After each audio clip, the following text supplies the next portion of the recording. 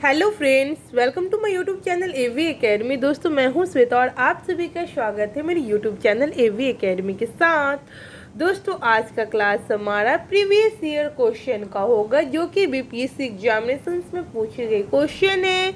यह क्लास आज हम लोग बिहार स्पेशल का देखेंगे और बिहार स्पेशल में आज हम लोग बिहार की ज्योग्राफी से रिलेटेड क्लास को देखेंगे। जितने भी क्वेश्चन होंगे बिहार की ज्योग्राफी से रिलेटेड होंगे और यह आपके लिए यह क्लास बहुत ज़्यादा इम्पॉर्टेंट है, तो क्लास को रोजाना देखिएगा, बीच में स्किप करने की कोशिश मत कीजिएगा। तो चलिए शुरू करते हैं आज की क्लास को। हमारा पहला क्वेश्चन है, बिहार में कृषि योग्य भूमि का कितना प्रतिशत भाग सिंचित है?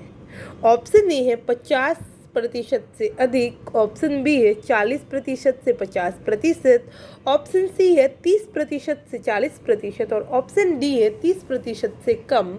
इसका सही जवाब होगा ऑप्शन ए 50% से अधिक। ठीक है, बिहार में कृषि योग्य भूमि का कितना प्रतिशत भाग सिंचित है? तो 50% से अधिक भाग जो है जो सिंचित है।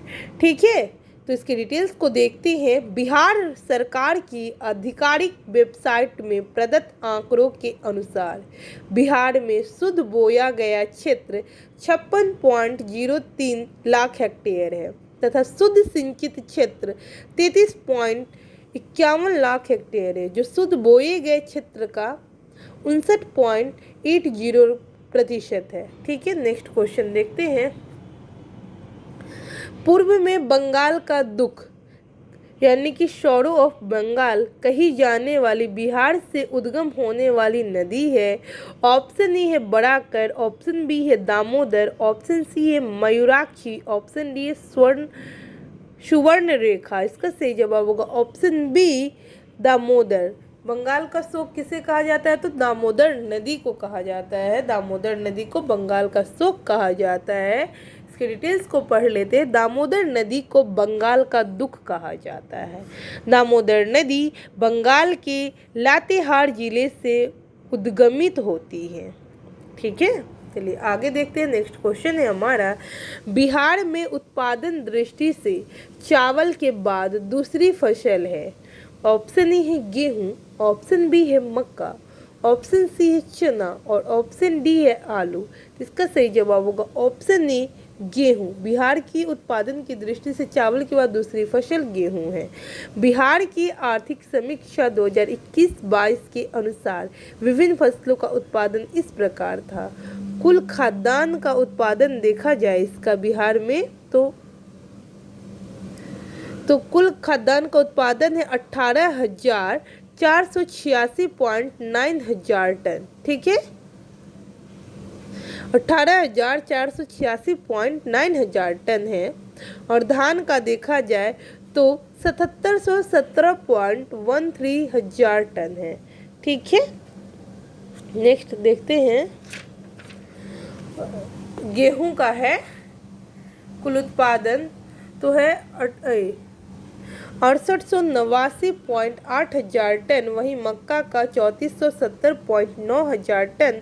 2016 में मक्का उत्पादन के लिए कृषि कर्मण पुरस्कार चना 54.54 हजार टन है। चना 54.40 हजार टन है। ठीक है, नेक्स्ट क्वेश्चन देखते हैं। बिहार की मुख्य खाद्यान्न फसलें। ऑप्शन ए चावल, गेहूं, मक्का, ऑप्शन बी है गन्ना, चावल एवं जौ, ऑप्शन सी है मूंगफली, कॉफी एवं गेहूं, ऑप्शन डी इनमें से कोई नहीं। इसका सही जवाब होगा ऑप्शन ए चावल, गेहूं, मक्का। बिहार की मुख्य खाद्यान्न फसलें चावल, गेहूं और मक्का है। बिहार की मुख्य खाद्यान्न फसलें हैं चावल, गेहूं एवं मक्का। बिहार में कृषि का स्वरूप क्या है? ऑप्शन ए है जीवनदायी। इसका कथन है, पहला जीवनदायी, दूसरा है व्यावसायिक, तीसरा है निर्यातोन्मुखी और चौथा है आत्मनिर्भर। तो इसका सही जवाब होगा ऑप्शन डी। इसके कुट को देख लेते हैं। पहला में है केवल एक, ऑप्शन बी में है दूसरा और तीसरा, ऑप्शन सी में केवल 2 और ऑप्शन डी में केवल 4। तो इसका सही जवाब होगा ऑप्शन डी केवल 4, यानी कि बिहार में कृषि का स्वरूप आत्मनिर्भर है। बिहार कृषि में आत्मनिर्भर की स्थिति वाला राज्य है। ठीक है, नेक्स्ट क्वेश्चन देखते हैं। इनमें से कौन सा सत्य है? ऑप्शन ए है बिहार कोयले के अभ्रक का मुख्य उत्पादक रहा। ऑप्शन बी है बिहार को उड़ीसा से 1911 से मतलब बिहार को उड़ीसा से 1911 से अलग किया गया था। ऑप्शन सी है झारखंड राज्य बनने के बाद बिहार की सीमा उड़ीसा से लगती है। ऑप्शन डी है बिहार में एक सदनीय विधान पालिका है। तो इसका सही जवाब होगा ऑप्शन ए, बिहार कोयला एवं अभ्रक का मुख्य उत्पादक रहा है। ठीक है, बिहार कोयले एवं अभ्रक का मुख्य उत्पादक रहा है। बिहार कोयले एवं अभ्रक का मुख्य उत्पादक था, परंतु झारखंड राज्य के बनने के बाद अब ऐसा नहीं रहा। उड़ीसा को वर्ष 1936 में बिहार से अलग कर नया राज्य बनाया गया था। झारखंड राज्य बनने के बाद बिहार की सीमा उड़ीसा से नहीं लगती है। बिहार में द्विसदनीय विधायिका है। नेक्स्ट क्वेश्चन देखते हैं हम। पलामू रांची किस खनिज से के लिए प्रसिद्ध है? ऑप्शन ए है लौह अयस्क, ऑप्शन बी है तांबा अयस्क, ऑप्शन सी है मैग्नीज अयस्क, ऑप्शन डी है बॉक्साइट अयस्क। तो इसका सही जवाब होगा ऑप्शन ए, लौह अयस्क। पलामू रांची किस खनिज के लिए प्रसिद्ध है? तो लौह अयस्क के लिए पलामू रांची जो है जो प्रसिद्ध है लौह अयस्क के लिए। चलिए इसके डिटेल्स को देख लेते हैं।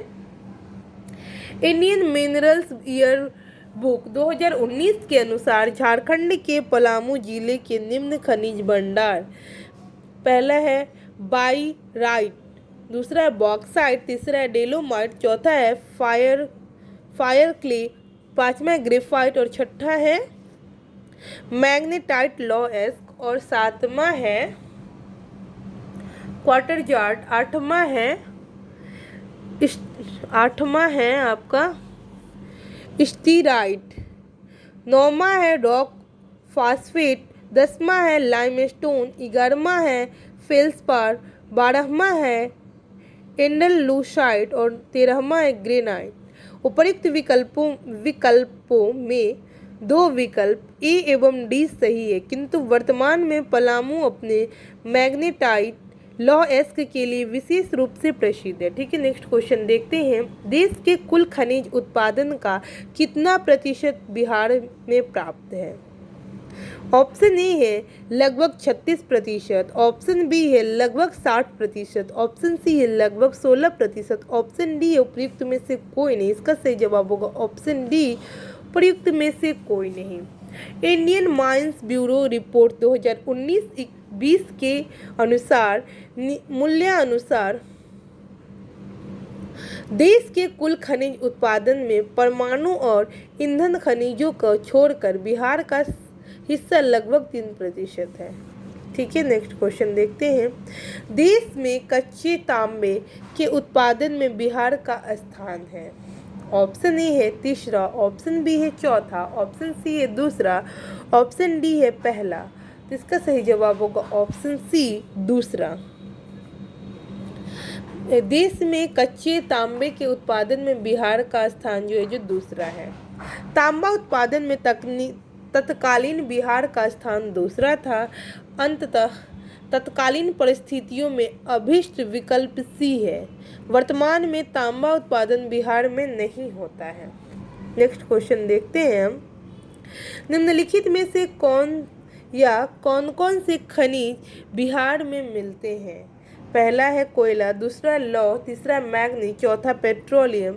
और इसका जो कूट है पहला में है केवल एक, दूसरा ऑप्शन में है पहला और दूसरा, तीसरा में है पहला, दूसरा और तीसरा, और डी ऑप्शन है जिसमें पहला, दूसरा और चौथा। तो इसका सही जवाब होगा ऑप्शन सी, पहला, दूसरा और केवल ई, तीसरा केवल। ठीक है, तो बिहार में कौन कौन खनिज बिहार में मिलते हैं?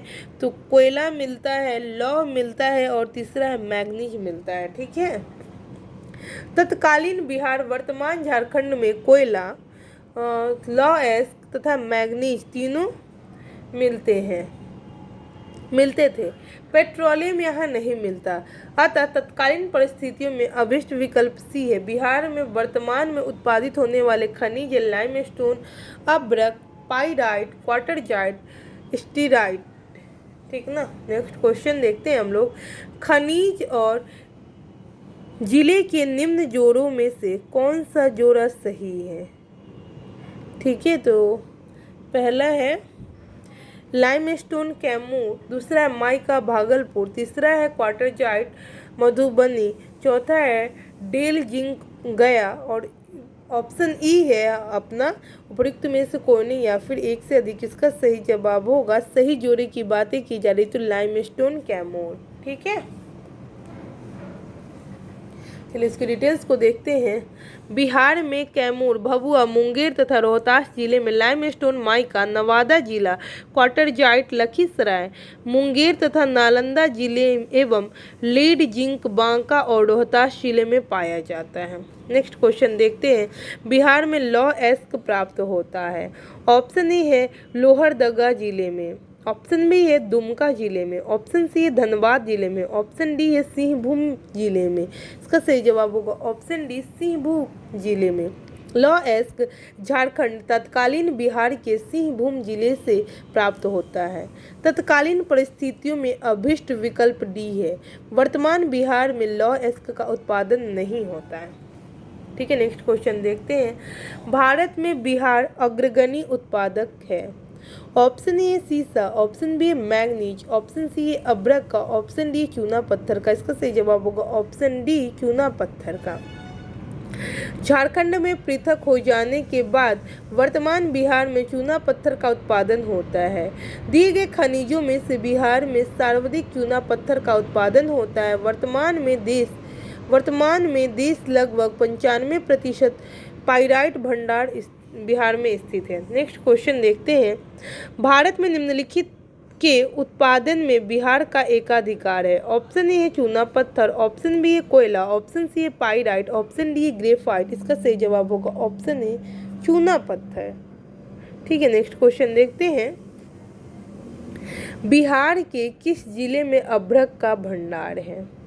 ऑप्शन ए है रोहतास, ऑप्शन बी है पटना, ऑप्शन सी है गया, ऑप्शन डी है सारण, ऑप्शन ए प्रयुक्त में से कोई नहीं या फिर एक से अधिक। इसका सही जवाब होगा option E, Indian minerals year book 2019 के अनुसार बिहार के नवादा जिले में अभ्रक का भंडार है। ठीक है, आगे देखते हैं, झारखंड में का लौह अयस्क उत्पादन में सर्वाधिक महत्वपूर्ण जिला कौन सा है। ऑप्शन ए है डाल्टनगंज, ऑप्शन बी है Hazaribagh, option C Dhanbad, option D है सिंहभूमि। इसका सही जवाब होगा ऑप्शन डी, सिंहभूमि। झारखंड का सिंहभूम क्षेत्र लौह अयस्क के उत्पादन में सर्वाधिक महत्वपूर्ण स्थान रखता है। यहाँ से प्राप्त लौह अयस्क का उपयोग जमशेदपुर और बोकारो इस्पात उद्योग में किया जाता है। ठीक है, नेक्स्ट क्वेश्चन देखते हैं हम, उद्योग और स्थान के निम्न जोड़ों में से कौन सा जोड़ा सही नहीं है। पहला है all oil refinery Barauni, option B है सीमेंट बंजरी, ऑप्शन सी है फर्टिलाइजर भौड़ाही, ऑप्शन डी है रेल डिब्बा और अभियांत्रिक भागलपुर और ऑप्शन ई प्रयुक्त में से कोई नहीं या फिर एक से अधिक। तो इसका सही जवाब होगा ऑप्शन डी, रेल डिब्बा और अभियांत्रिकी भागलपुर। ठीक है, सही नहीं, कौन सा जोड़ा सही नहीं सो बोला जा रहा है, तो यही जोड़ा है जो सही नहीं है, बाद बाकी सब सही है। देखिए इसके डिटेल्स में, रेल डिब्बा और अभियांत्रिकी उद्योग मुजफ्फरपुर और मोकामा में स्थित है, इसीलिए यह गलत है, भागलपुर में नहीं जब बल्कि मुजफ्फरपुर और मोकामा होगा इसका जवाब होना चाहिए। नेक्स्ट क्वेश्चन है, बिहार राज्य अवस्थित है निम्न देशांतरों के मध्य। ऑप्शन ए है लगभग 84 डिग्री पूर्व से लेकर 88 डिग्री पूर्व, ऑप्शन बी है लगभग 80 डिग्री पूर्व से लेकर 84 डिग्री पूर्व, ऑप्शन सी है लगभग 80 डिग्री पूर्व से लेकर 88 डिग्री पूर्व और ऑप्शन डी है इनमें से कोई नहीं। इसका सही जवाब होगा ऑप्शन डी, इनमें से कोई नहीं। तो चलिए जानते हैं कि बिहार राज्य किन देशांतरों के मध्य है, तो इसके डिटेल्स को देखते हैं हम लोग। बिहार राज्य 83 डिग्री 19 मिनट 50 सेकेंड पूरब से लेकर के 88 डिग्री यानी कि 88 डिग्री 17 मिनट 40 सेकेंड पूर्व देशांतर के मध्य है। बिहार राज्य जो है जो 83 डिग्री 19 मिनट 50 सेकेंड पूर्व से लेकर 88 डिग्री 17 मिनट 40 सेकेंड पूर्व देशांतर के मध्य स्थित है। ठीक है, नेक्स्ट क्वेश्चन देखते हैं। बिहार की सीमा से लगने वाले भारत के राज्यों की संख्या है। ऑप्शन ए है 4, ऑप्शन बी है 5, ऑप्शन सी है 6, ऑप्शन डी है 7। तो इसके जो आंसर होगा उसमें देखिए स्टार मार्क किया गया है। तो इसके डिटेल्स को देखते हैं। विभाजन के पश्चात बिहार की सीमा स्पर्श करने वाले भारतीय राज्य उत्तर प्रदेश, पश्चिम बंगाल एवं झारखंड है। ठीक है, नेक्स्ट क्वेश्चन देखते हैं। बिहार में दामोदर प्रवाहित होती है। ऑप्शन ए है एक कार्स्ट प्रदेश से, ऑप्शन बी एक भ्रंश घाटी में, ऑप्शन सी है एक कछाड़ी क्षेत्र में, ऑप्शन डी इनमें से कोई नहीं। इसका सही जवाब होगा ऑप्शन बी एक भ्रंश घाटी में। बिहार में दामोदर प्रवाहित होती है एक भ्रंश घाटी में। दामोदर जिसे बंगाल का शोक कहते हैं का उद्भव छोटा नागपुर पठार से होता है। यह एक भ्रंश घाटी से होकर प्रवाहित होती है। ठीक है, अगला देखते हैं हम। निम्नलिखित नदियों में से कौन बिहार में गंगा से मिलती है? पहला है गंडक, दूसरा है सोन, तीसरा है घाघरा और चौथा है पुनपुन। और इसका जो आंसर दिया गया वह कुटु में दिया गया। तो ऑप्शन ए में पहला, दूसरा, तीसरा, चौथा, ऑप्शन बी में पहला, दूसरा, चौथा, ऑप्शन सी में पहला, तीसरा, चौथा और ऑप्शन डी में दूसरा और चौथा। तो इसका सही जवाब होगा ऑप्शन ए पहला, दूसरा, तीसरा और चौथा। देखिए गंडक पहलीजा घाट, इसके डिटेल्स को देखते हैं। गंडक पहलीजा घाट पटना नामक स्थान के निकट, घाघरा सरयू रिविलगंज सारनों के निकट और सोन पटना के निकट तथा पुनपुन फतुहा नामक स्थान के निकट गंगा नदी में मिलती है। तो इसीलिए सभी आंसर इसका सही होगा। और आज के क्लास को हम यहीं पे समाप्त करेंगे। तो मैं उम्मीद करूंगी कि यह क्लास आप लोगों के लिए लाभप्रद साबित होगा। इसी तरीके की रोजाना क्लास पाने के लिए हमारे यूट्यूब चैनल एवी एकेडमी को सब्सक्राइब करें, बेल आइकन को दबा दें ताकि लेटेस्ट अपडेट आपको मिलता रहे। और साथ ही आप लोग वीडियो को लाइक भी करें। आप लोग लाइक नहीं करते, कॉमेंट्स नहीं देते हैं, तो लाइक और कमेंट्स भी किया कीजिए ताकि हमारा भी मोटिवेशन बना रहेगा और मैं ज़्यादा मेहनत कर सकूंगी आपके क्लास के लिए। तो इसीलिए आप लोगों को लाइक बटन पे भी क्लिक करना है, लाइक भी करना है और ज़्यादा से ज़्यादा लोगों को शेयर करें इस क्लास को ताकि आपका और हमारा यह चैनल एवी एकेडमी आगे ग्रोथ कर सके। Thanks for watching my video.